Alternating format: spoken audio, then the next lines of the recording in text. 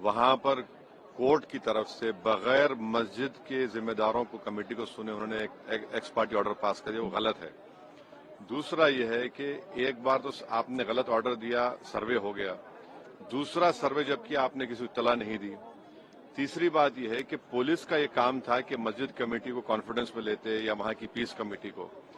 चौथी बात यह है कि जो सर्वे करने लोग आ रहे हैं वो प्रोवोकेटिव स्लोगन्स लगा कर आ रहे हैं, वो वीडियो उसका है, पब्लिक डोमेन में है। और उसके बाद जो वहां पर वायलेंस हुआ जिसमें 3 मुसलमानों को गोली लगी, उनकी मौत हुई, हम इसका कंडेम करते हैं। ये फायरिंग नहीं बल्कि मर्डर है। और जब से बाबरी मस्जिद राम मंदिर का जजमेंट आया, जिस बात को मैं पर्टिकुलरली कह रहा हूं कि उस जजमेंट के बाद ये सब चीजें खुलेंगी और एक के बाद एक खुल रही हैं।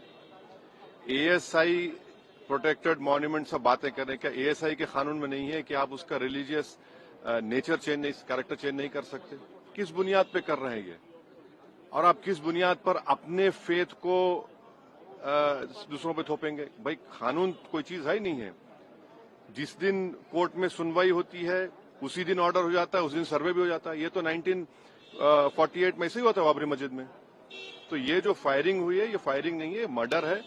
और जो भी ऑफिसर्स इन्वॉल्व है उनको सस्पेंड करना चाहिए और एक सिटिंग हाईकोर्ट जज की इंक्वायरी होनी चाहिए। ये सरासर गलत है, जुल्म हो रहा है वहां पर। तो संभल में सांसद के एफआईआर दर्ज कर दिया गया। आप जिस पे चाहे कर लीजिए भाई, जिस पे भी चाहे कर लीजिए, जज आप, जूरी आप, सब आप, तो बचेगा क्या फिर? अब सर जेपीसी में आप लोगों ने समय मांगा है, क्या कहेंगे? जी, जैसा अभी आपने हमारे डेलीगेशन तरफ से बोला गया है, मैं उसको रिपीट करना नहीं चाहता। मगर स्पीकर साहब ने बड़ी इत्मीनान से हमारी पूरी जितने मेंबर्स 11 नॉन बीजेपी एमपीज गए थे उनकी बात को सुना। वो बोले कि इसके ऊपर कंसिडर करेंगे और हमको उम्मीद है कि ऑनरेबल स्पीकर साहब इसका टेन्योर बढ़ाएंगे। क्योंकि आप देखिए बंगाल नहीं गई कमेटी, बिहार हम लोग नहीं गए, उत्तर प्रदेश में शिया वक्फ की प्रॉपर्टीज को हमने नहीं देखा। तो ऐसे कई, दिल्ली के मंत्री को बुलाना है, ऐसे कई स्टेट्स है जहां पर कमेटी को जाना चाहिए। वो स्टेक होल्डर्स हैं, उनकी बात को सुनना बहुत जरूरी है।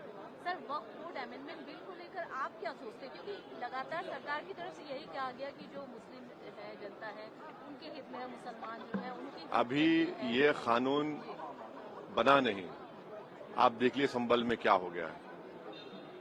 अभी ये कानून बना नहीं है। आप देख रहे हैं कि हर जगह पे बोल दिया जा रहा है कि नहीं, ये यहाँ पर 500 साल पहले मस्जिद नहीं थी। इस बिल में ये बिल आर्टिकल 26 का वायलेट करता है। ये संविधान के फंडामेंटल राइट का 26 का ग्रेव वायलेशन है। ये बिल कलेक्टर को इतने पावर्स दे रहा है कि कलेक्टर तय करेगा कि कौन सी वक्फ प्रॉपर्टी है नहीं है। ये कैसे होगा? कलेक्टर कैसा जज होगा अपने ही केस में? तीसरा, आप किस बुनियाद पर इस बिल में आप नॉन मुस्लिम को मेंबर बना रहे हैं? जितने धर्म की बुनियाद पर, चाहे वो हिंदू धर्म के एंडोमेंट बोर्ड्स हो, चाहे दिल्ली का एसजीपीसी हो या उसका एक्ट हो, या क्रिश्चियंस के जो भी उनके धर्म के संस्थाएं हैं, वहां पर तो कोई उसी धर्म का आदमी मेंबर बनता है। आप तो कंपलसरी स्टेट वक्फ बोर्ड में जहां पर 11 मुसलमान बनते थे, वहां पर आप मेजॉरिटी नॉन मुस्लिम बनाना चाह रहे हैं। सेंट्रल वक्फ काउंसिल में मेजॉरिटी ऑफ नॉन मुस्लिम बनाना चाह रहे हैं। क्यों करना चाह रहे हैं आप? ये क्या मकसद है आपका? कलेक्टर को इतना पावर दे रहे हैं। तो ये आर्टिकल 26 का ग्रेव वायलेशन है और इसीलिए वक्फ को बचाने के लिए नहीं लाया जा रहा है। ये वक्फ को खत्म करने के लिए, और वक्फ बोर्ड को सिर्फ एक पोस्ट ऑफिस बना के रखना चाह रहे हैं। तो जो वक्फ की प्रॉपर्टी है वो गवर्नमेंट की दी भी नहीं है, इसको मुसलमानों की गाड़े खून की कमाई है, तो आप उसको छीनना चाह रहे हैं। और उतना ही मकसद है सरकार का। आप देख रहे हैं संभल में क्या हो रहा है, ऐसे ही और वाकयात होते रहेंगे। संभल पे जिस तरह की घटना सामने आई है, वहाँ के सांसद हैं, उनके देखिए, सबसे पहली बात तो ये है कि संभल की चंडोसी की जहाँ मस्जिद है वो कोई 50 साल 100 साल नहीं बल्कि 200-250 साल पुरानी मस्जिद है, उससे ज्यादा है। वहां पर कोर्ट की तरफ से बगैर मस्जिद के जिम्मेदारों को कमेटी को सुने उन्होंने एक एक्स पार्टी ऑर्डर पास कर दिया, वो गलत है। दूसरा यह है कि एक बार तो आपने गलत ऑर्डर दिया, सर्वे हो गया। दूसरा सर्वे जब किया आपने किसी को इत्तला नहीं दी। तीसरी बात यह है कि पुलिस का ये काम था कि मस्जिद कमेटी को कॉन्फिडेंस में लेते या वहां की पीस कमेटी को। चौथी बात यह है कि जो सर्वे करने लोग आ रहे हैं वो प्रोवोकेटिव स्लोगन्स लगा कर आ रहे हैं, वो वीडियो उसका है, पब्लिक डोमेन में है। और उसके बाद जो वहां पर वायलेंस हुआ जिसमें 3 मुसलमानों को गोली लगी, उनकी मौत हुई, हम इसका कंडेम करते हैं। ये फायरिंग नहीं बल्कि मर्डर है। और जब से बाबरी मस्जिद राम मंदिर का जजमेंट आया, जिस बात को मैं पर्टिकुलरली कह रहा हूं कि उस जजमेंट के बाद ये सब चीजें खुलेंगी और एक के बाद एक खुल रही हैं। एएसआई प्रोटेक्टेड मॉन्यूमेंट सब बातें करें, क्या एएसआई के कानून में नहीं है कि आप उसका रिलीजियस नेचर चेंज नहीं, कैरेक्टर चेंज नहीं कर सकते? किस बुनियाद पे कर रहे हैं ये?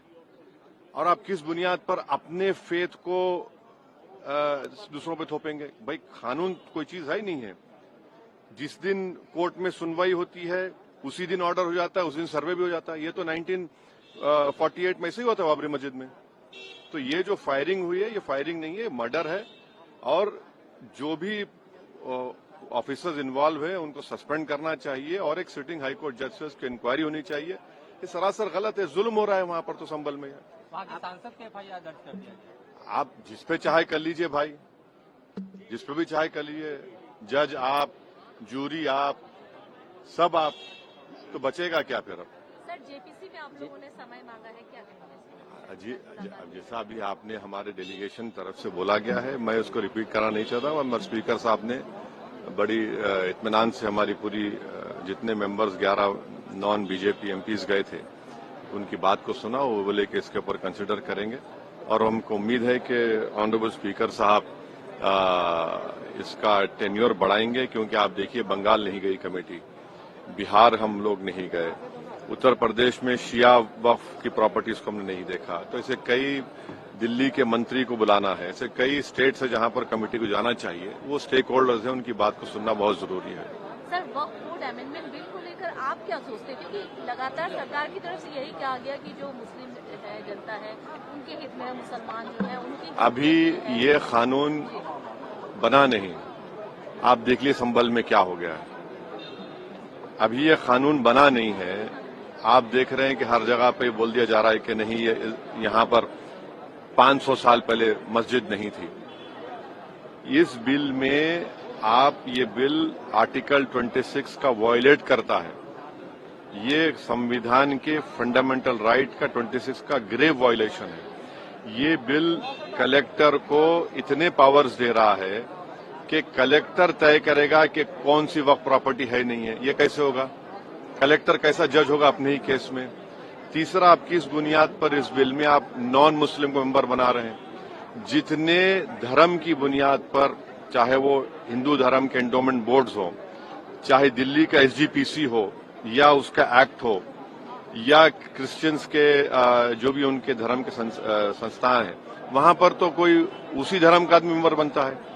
आप तो कंपलसरी स्टेट वक्फ बोर्ड में जहां पर 11 मुसलमान बनते थे, वहां पर आप मेजॉरिटी नॉन मुस्लिम बनाना चाह रहे हैं। सेंट्रल वक्फ काउंसिल में मेजॉरिटी ऑफ नॉन मुस्लिम बनाना चाह रहे हैं। क्यों करना चाह रहे हैं आप? ये क्या मकसद है आपका? कलेक्टर को इतना पावर दे रहे हैं। तो ये आर्टिकल 26 का ग्रेव वायलेशन है और इसीलिए वक्फ को बचाने के लिए नहीं लाया जा रहा है। ये वक्फ को खत्म करने के लिए, और वक्फ बोर्ड को सिर्फ एक पोस्ट ऑफिस बना के रखना चाह रहे हैं। तो जो वक्फ की प्रॉपर्टी है वो गवर्नमेंट की दी भी नहीं है, इसको मुसलमानों की गाड़े खून की कमाई है, तो आप उसको छीनना चाह रहे हैं। और उतना ही मकसद है सरकार का। आप देख रहे हैं संभल में क्या हो रहा है, ऐसे ही और वाकयात होते रहेंगे।